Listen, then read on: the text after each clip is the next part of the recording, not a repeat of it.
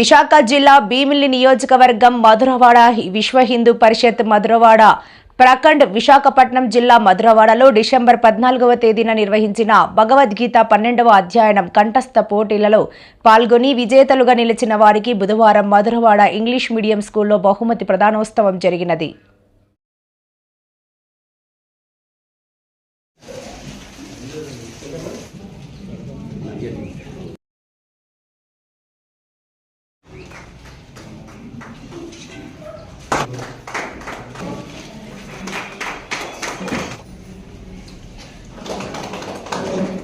విజయనం Deepika first prize వచ్చింది. అందించాలన్న ఉద్దేశంతో ఇక్కడ సమావేశం ఆహ్వానిస్తున్నాం. అదేవిధంగా మన ఆర్ఎస్ఎస్ జ్యేష్ఠ కార్యకర్త అయినటువంటి నమస్తే, నేను Vemakota Subbalakshmi Sharma, deputy collector, retired. యాక్చువల్గా ఈ భగవద్గీత పోటీలు పెట్టడం చాలా మంచిది. ఎందుకంటే పిల్లల చైతన్యము, నైతిక విలువలు, మానవీయతా విలువలు పెరుగుతాయి. ఇలా విశ్వ హిందూ పరిషత్ వారు ఇలా నిర్వహించడం చాలా ఆనందకరంగా ఉంది. తప్పకుండా నిర్వహించాలి. నా ఉద్దేశం ఏంటంటే ఈ విశ్వ హిందూ పరిషత్ వాళ్ళు కాకుండా మిగతా మత సంఘాలు, హిందూ మత సంఘాన్ని కూడా ఒకే దగ్గరికి వచ్చి ప్రాథమిక స్థాయి నుంచి కూడా భగవద్గీతను పాఠ్యాంశంగా ఏర్పరచాలని ప్రభుత్వం ఒత్తిడి తెచ్చి తప్పకుండా చేయాలి పాఠ్యాంశంలో భాగంగానే నేను కోరుకుంటున్నాను.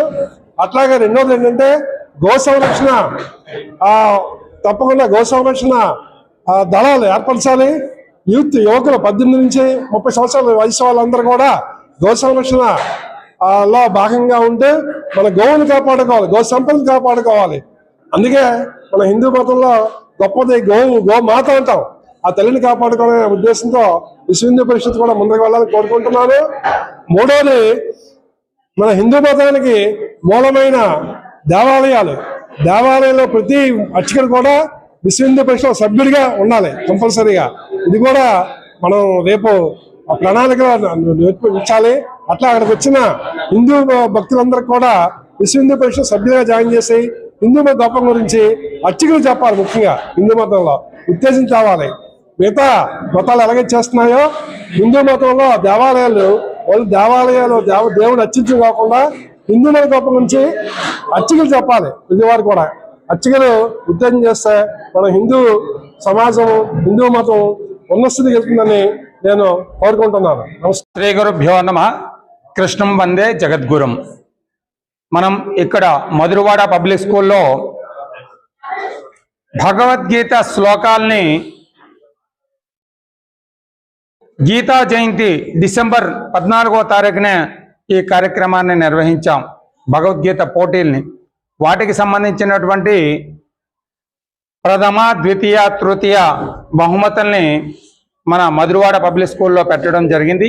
వారందరికీ ఈ యొక్క బహుమతులు అందజేయడం పెద్దవారైనటువంటి నవడూరి రామకృష్ణ గారు, అలాగే విశ్రాంతి డిప్యూటీ కలెక్టర్ గారు అయినటువంటి వేమకోటి లక్ష్మీ నరసింహ గారు ద్వారా మిగతా పెద్దలందరి సమక్షంలో ఇక్కడ మన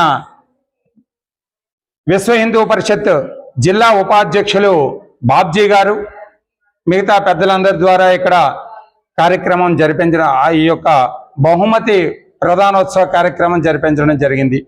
కావున ఇక్కడికి వచ్చిన వారందరూ కూడా ఒకసారి ధన్యవాదాలు తెలియజేస్తూ వారందరికీ నమస్సుమాంజలి. మిత్రులకు నమస్కారాలతోటి జై శ్రీరామ్. పాత్రికేయ మిత్రులకు నమస్కారాలతో విశ్వ హిందూ పరిషత్ విశాఖ మహానగర్ ఉపాధ్యక్షుడిగా ఒక 2 విషయాలు తెలియజేస్తున్నాను మీకు. ప్రపంచంలో ఏ గ్రంథానికి లేనటువంటి ఒక విశిష్టత మన భగవద్గీతకు ఉన్నది. అది మీలో ఎంతమందికి తెలుసో నాకైతే తెలియదు, కానీ నాకు తెలిసిన విషయం మీకు చెప్తున్నాను. ఏ గ్రంథానికి పుట్టినరోజు అనేది లేదు. అది మన భగవద్గీతకు ఒక్కదానికే పుట్టినరోజు జరుపుకుంటాము. అదే గీతా జయంతి. ఆ గీతా జయంతి రోజున భగవద్గీత మీద ఈ పోటీలు నిర్వహించి చిన్నారులలో సనాతన హిందూ ధర్మాన్ని ఎలా కాపాడుకోవాలి, ఎలా నిలబెట్టాలి, ఎలా విశ్వవ్యాప్తి చెందాలి అనేటువంటి విషయాలు చెప్పడం కోసమే ఈ విశ్వ హిందూ పరిషత్ యొక్క ప్రయత్నం. దానిలోనే ఇప్పుడు అనేక బ్యాచ్లుగా అంటే సమూహాలుగా మనం చేస్తున్నాం ఈ కార్యక్రమాన్ని.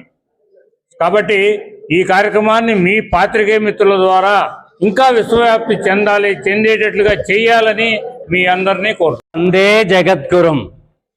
ఈరోజు భగవద్గీత పోటీలలో పాల్గొన్నటువంటి విద్యార్థులకు బహుమతి ప్రదానం చేయడమైంది. కారణం ఏమిటి? భగవద్గీత జయంతి సందర్భంగా ఈ కార్యక్రమం నిర్వహణ జరిగిందనమాట. అనేక మంది విచ్చేసినటువంటి తల్లిదండ్రులు, పెద్దలు, ఉపాధ్యాయులు, ఉపాధ్యాయునులు అందరికీ కూడా ధన్యవాదాలు తెలియజేస్తున్నాను. ముఖ్యంగా శ్రీకృష్ణ పరమాత్మ అర్జునుడికి ఉపదేశించినటువంటి భవ్యమైనటువంటి సందేశమే భగవద్గీత. ఆ భగవద్గీత ఎవరి ఇంట్లో ఉంటుందో వారి ఇంట్లో శ్రీకృష్ణ పరమాత్మ ఉన్నట్టే లెక్క. ఈ భగవద్గీత, విష్ణు సహస్రనామాలు ఇవన్నీ కూడా వ్యాసకృతమైనటువంటి భారతంలోనివే.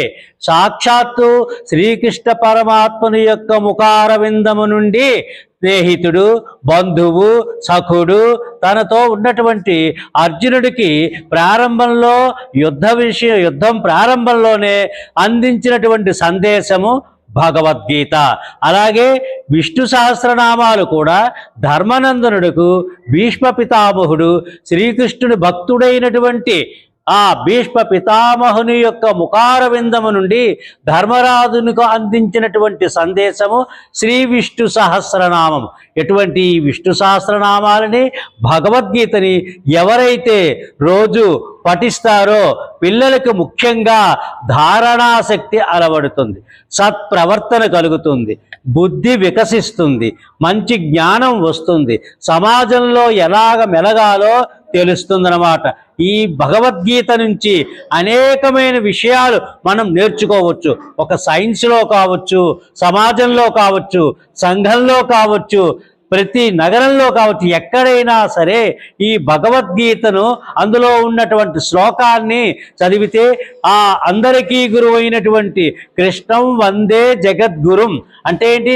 అజ్ఞానాంధతిమిరాంధస్య జ్ఞానాంజనశలాకయా చక్షురున్మీలితం యేన తస్మై శ్రీ గురవే నమః.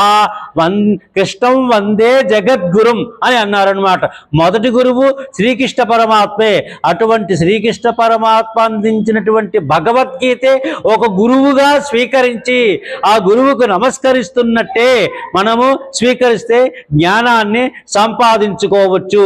ఇక్కడ మన పండితులు చెప్పినటువంటి ఆ గురువులు ఎంతమంది? ప్రారంభ గురువులు ఎవరు?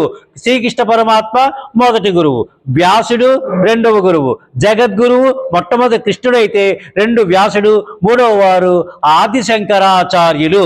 ఈ ముగ్గురిని కూడా మనం ప్రధానముగా తెలియజేసుకోవాలి. గురు పౌర్ణిమ, గురు పూజోత్సవం అంటే మనం ముఖ్యంగా వ్యాసుని పూజించాలి గురు పౌర్ణిమ నాడు.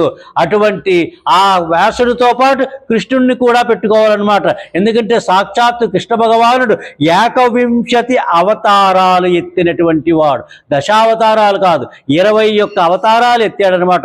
ఒక్కొక్క అవతారంలో ఒక్కొక్క విశేషాన్ని కనబరిచారనమాట. అంటే రాక్షసులను కాదు, దుష్ట శిక్షణ శిష్ట రక్షణ చేయడానికే కృష్ణ పరమాత్మ అనమాట. అటువంటి భగవద్గీతను ఒక అధ్యాయం కానీ, ఒక శ్లోకము కానీ, ఒక అక్షరము కానీ మనం పలికినా మన జన్మ ధన్యమైనట్టే అని నేను మనవి చేస్తున్నాను.